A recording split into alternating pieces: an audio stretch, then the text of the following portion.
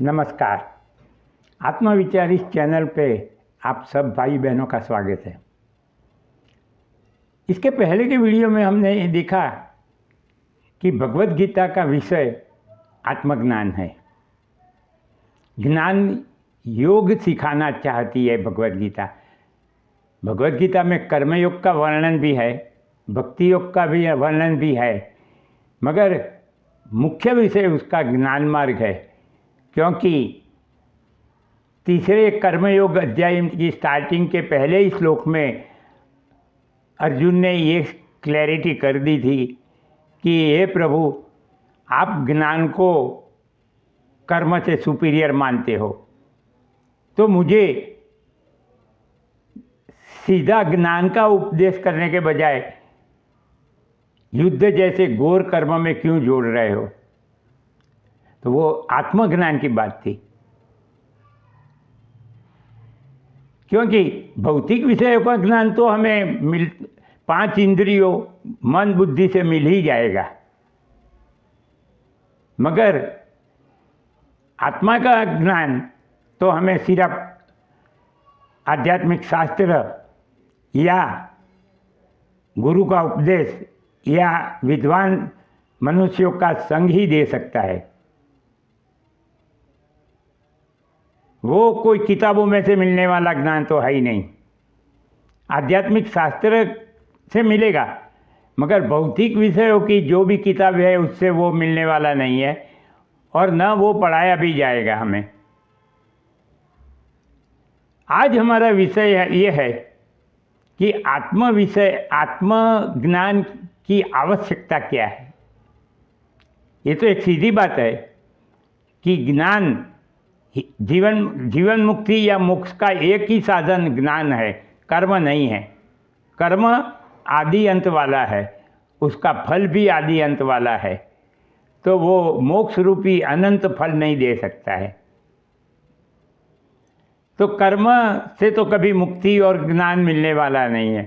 कर्म और भौतिक जगत ये दोनों मिले हुए हैं, क्योंकि कर्म सिर्फ भौतिक जगत में ही संभव है, आत्म जगत में कर्म संभव नहीं है। आत्म जगत तक पहुंचने के लिए जो साधना हम करते हैं वो भी कर्म है, मगर वो भी भौतिक चीज़ों का सहारा लेके ही करते हैं। मन से करते हैं, हाथ से करते हैं, बुद्धि से करते हैं। ज्ञान बुद्धि में ही स्थिर होता है, मगर फिर भी वो आत्मा तक नहीं पहुंचता है। अमुक हद तक हमें सहाय मिलती है बुद्धि की ज्ञान मार्ग पर जाने के लिए, मगर अंत में तो हमें बुद्धि को भी छोड़ देनी पड़ती है, तभी जाके हम आत्मा का अनुभव कर सकेंगे। अनुभूति कहते हैं, वो कर सकेंगे। तो जीवन मुक्ति आत्मज्ञान से ही मिलती है। और जीवन मुक्ति का मतलब क्या है? जीवन मुक्ति का मतलब ये है, हमें ये जीवन मिला है और ये शरीर तो जब तक प्रारब्ध है तब तक रहने वाला है। हम सामाजिक प्राणी हैं, संसार में रहना भी है, व्यवहार करने भी है। तो हम संसार जीते रहेंगे, समाज में रहेंगे, व्यवहार करते रहेंगे, फिर भी हमें चिंता मुक्त निश्चित सुख शांति की इच्छा रहती है। अभी जो हमें भौतिक जगत में से सुख शांति मिलते हैं, उसमें प्रॉब्लम क्या है वो देखते हैं हम पहले। कि हर एक भौतिक चीज, कोई भी भौतिक चीज क्षण विकारों के अधीन है। वो उत्पत्तिशील और नाशवान है, और उत्पत्तिशील और नाशवान वस्तु विकारों के अधीन होती है, और विकार के अधीन वस्तु हमें निश्चित और नित्य सुख शांति नहीं दे सकते हैं। वो जैसे जैसे बदलती जाएगी, विकारों के अधीन रहती जाएगी, वैसे वैसे हमारा सुख शांति भी विकारों के अधीन हो जाएगा, निश्चित नहीं रहेगा। क्योंकि भौतिक चीज की क्षणभंगुरता ये कहती है कि वस्तु निश्चित नहीं है। तो हमें नित्य और निश्चित पूर्ण सुख शांति अगर चाहिए तो हमें जीवन मुक्ति की प्राप्ति करनी पड़ेगी। और जीवन मुक्ति सिर्फ एंड सिर्फ आत्मज्ञान की प्राप्ति से होती है।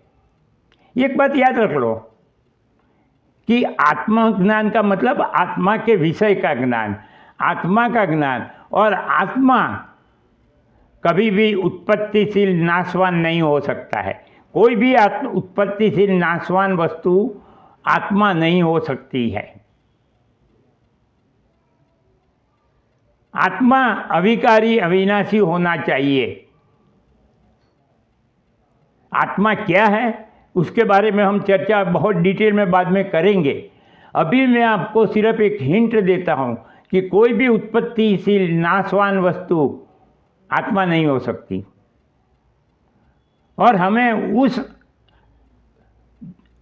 अविकारी अविनाशी वस्तु का ज्ञान प्राप्त करना है कि जिससे हमें निश्चित और नित्य और पूर्ण सुख शांति मिलती रहे, भले हम इस देह में रहे, इस समाज में रहे। जगत की सर्व वस्तु परिणाम वाली है, मतलब कि उसका कोई न कोई परिणाम आता ही है। और ये परिणाम वाली वस्तु जो है वो हमें निश्चित सुख शांति नहीं दे सकती है। ऐसा हमारे ऋषि मुनियों ने वर्षों तक तपस्या करके देखा। क्योंकि भौतिक चीज़ों में से सुख शांति मिलती भी है तो भी वो कब तक रहेगी, उसकी चिंता और आशंका तो हमें रहती ही है। और आदमी कभी भी बिना भय अभय होके, चिंता मुक्त होके, शांति से, निश्चित सुख शांति से, नित्य रहने वाली सुख शांति से रह ही नहीं सकता। तो मनुष्य जीवन का फायदा क्या है? वो तो पशुओं को भी है। सर्वाइवल और एग्जिस्टेंस का प्रॉब्लम जो है वो तो मनुष्य को भी है, सर्वाइवल और एग्जिस्टेंस। तो फिर मनुष्य जिंदगी और पशु जिंदगी में फर्क क्या रहा?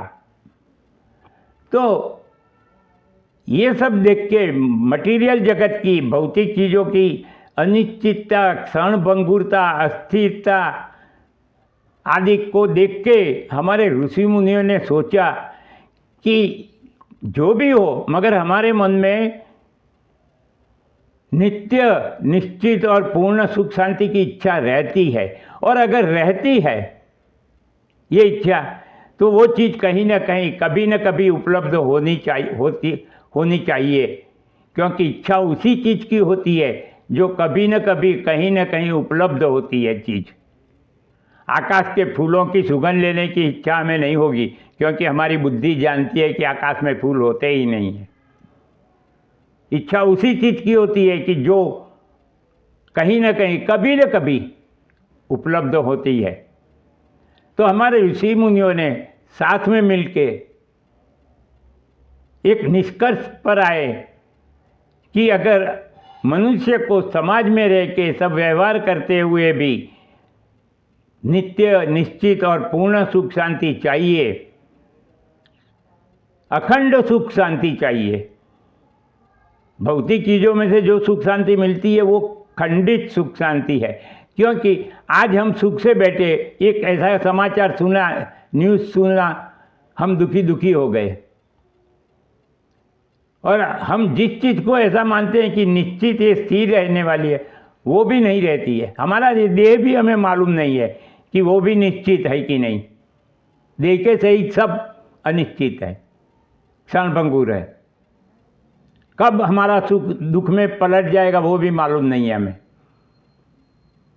तो इसके लिए जो ऋषि मुनियों ने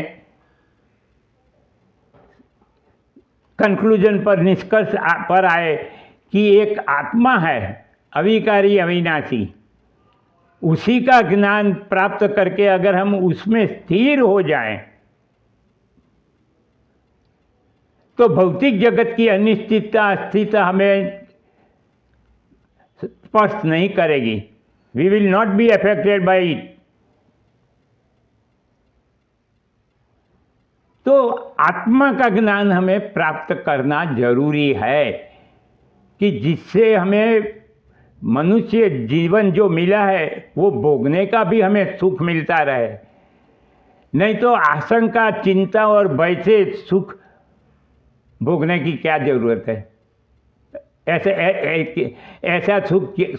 ऐसे सुख को सुख थोड़ी कहते हैं कि जो आशंका, भय और चिंता में रहता है। वो हमारे सबकॉन्शियस माइंड में रहते हैं। चलो ऊपर ऊपर से तो हम दिखावा कर देंगे, मगर हमारे सबकॉन्शियस माइंड में तो रहता ही है, क्योंकि हमारी बुद्धि जानती है कि हम जिस पर निर्भर है, जिससे हम सुख पा रहे हैं, वो चीज़ ही खुद विकारों के अधीन है और क्षणभंगुर है, अनिश्चित है। वो कैसे हमें निश्चित पूर्ण सुख शांति दे सकेगी, ये हमारी बुद्धि जानती है। और इसीलिए आध्यात्म शास्त्रों ने दूसरी पॉसिबिलिटी सोची कि दूसरी पॉसिबिलिटी कहाँ है कि जहाँ हमारी जो इच्छा है हमें निश्चित पूर्ण सुख शांति की वो मिल सके, तो वो है आत्मा। आत्मज्ञान मतलब कि आत्मा का विषय, आत्मा का ज्ञान, उसे हम आत्मज्ञान भी कहते हैं। वो हमें प्राप्त करके हम अगर आत्मज्ञान में स्थिर हो जाए, हम आत्मा में स्थिर हो जाए, भौतिक जगत, अभी हम भौतिक जगत में स्थिर हैं, अगर हम आत्मा में स्थिर हो जाए जो अविकारी अविनाशी है, तो भौतिक जगत की कोई भी चीज़ हमें स्पर्श नहीं करेगी, हमें असर नहीं करेगी। तो हमारे ऋषि मुनियों ने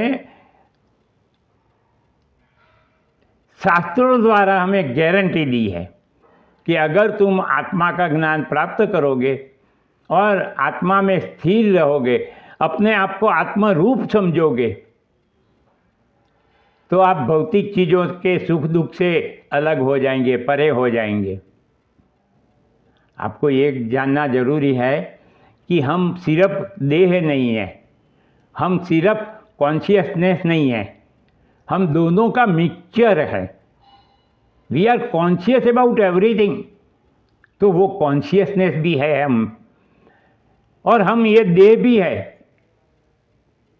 कि जिससे हम सब अनुभव करते हैं, जिससे हम सब क्रियाएं करते हैं। तो हम देह रूप भी है, कॉन्शियस रूप भी है, मगर हमारा वास्तविक रूप चैतन्य है, कॉन्शियसनेस चैतन्य रूप है। हम ये जड़ देह नहीं है, मिक्सचर में है हम, मगर फिर भी हम अगर चाहे तो अपने आप को आत्मा समझ सकते हैं। वो ज्ञान हम प्राप्त करें अगर लॉजिकल रीजनिंग से बुद्धि में उतर जाए और फिर उस पर मनन चिंतन निधिध्यासन करें, तो हमें ये आत्मा से आत्मा का अनुभव होगा। आत्मा दूसरी और कोई भी चीज़ से नहीं जाना जाता है, आत्मा आत्मा से ही जाना जाता है, और कोई चीज़ नहीं है कि जिससे आप आत्मा को पहुंच सको। तो हम आत्मा हैं, ये जो हम स्थिर हो गया, तो फिर हमें निश्चित पूर्ण और अखंड सुख शांति की गारंटी मिल जाती है। आत्मज्ञान की प्राप्ति कठिन तो नहीं है, आप जो मानते हो। हाँ, प्रवचनकर्ता लोगों ने इसके कठिन बना दिया है उनका वर्चस्व रखने के लिए, वरना भगवान श्री कृष्ण ने भगवद गीता में ब्रह्म विद्या या आत्मज्ञान विद्या या आत्मविद्या जिस पुस्तकों में सिखाया गया है, उपनिषद और भगवद गीता उनका सार है, एसेंस है। उसमें भगवान श्री कृष्ण ने बहुत सिंपलेस्ट वे में हमें आत्मज्ञान दिया हुआ है। अगर कोई हमें समझाने वाला वो मिले तो मेरी इच्छा वही है कि मैं भगवद गीता के थ्रू आपको आत्मज्ञान कराऊं। अगर आपको मेरी ये बात पसंद आती हो, मेरी कहने की ये रीत पसंद आती हो, मेथड पसंद आती हो, आपको कोई प्रॉब्लम ना होता हो, तो आप सब लोग इस चैनल को सब्सक्राइब करके सुनिए और आपके मित्र मंडल को भी सब्सक्राइब करके सुनने को कहिए। क्योंकि मैं जो अभी आगे जो कहने वाला हूँ, अभी तक आपने जो अगर मेरे 12 वीडियो सुने होते तो पता चलेगा कि मैं कुछ न कुछ नई चीज़ बताता हूँ आपको, और बताता रहूँगा कि अध्यात्म शास्त्र एक सेकंड पॉसिबिलिटी है, और हम सेकंड पॉसिबिलिटी से अगर नित्य सुख शांति, अखंड सुख शांति पा सकते हैं तो we must try to get it. अगर हम नहीं पाते हैं वो, तो हम पशु के बराबर ही है, क्योंकि पशु भी जीता है और मरता है, हम भी जीते हैं और मरेंगे। तो आत्मज्ञान की प्राप्ति नो भी जिसका विचार नहीं आता है, आत्मज्ञान की प्राप्ति का भी, वो तो पशु के समान है।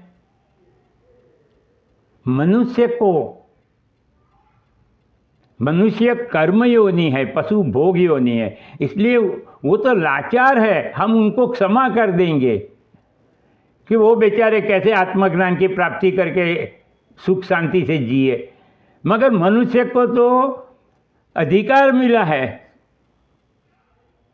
कर्म योनि है, और मोक्ष पाने का अधिकार मिला हुआ है। अगर वो अधिकार भी वो मनुष्य नहीं पाएगा, नहीं ले सके, तो फिर मनुष्य और पशु लोगों की जिंदगी में क्या फर्क रह गया। आहार निद्रा भय मैथुनम च सामान्य में तत्पशुर भी नरा नाम जैसा है। आहार निद्रा भय और मैथुन, ये चार चीज तो मनुष्य और पशु में सब में समान ही है। हमें जो मौका मिला है, मनुष्य देह मिला है, तो हमें आत्मज्ञान की प्राप्ति करके जीवन मुक्ति, मतलब कि इस जीवन में ही मुक्त बन के रहना है। भय चिंता नहीं चाहिए हमें, और फिर कभी हमें इस देह रूपी पिंजरे में मत आना पड़े, जिसको मोक्ष कहते हैं, वो भी हम पा लेंगे। आप प्रयत्न कीजिए और इस चैनल को सुनते रहिए, सब्सक्राइब कीजिए। आप सब्सक्राइब करेंगे, मेरा उत्साह बढ़ेगा। मैं कहने तो वाला हूँ ही, भले मुझे 100 सब्सक्राइबर भी नहीं मिलेंगे, एक भी नहीं मिलेगा, तो भी मैं कहूँगा, मगर आप करोगे तो मुझे उत्साह मिलेगा। आपको प्रश्न पूछने की छूट है, आप प्रश्न पूछ सकते हैं कमेंट में जाके, मैं उत्तर भी आपको अवश्य दूंगा। तो अब हम अगले वीडियो में मिले, तब तक मेरा नमस्कार है।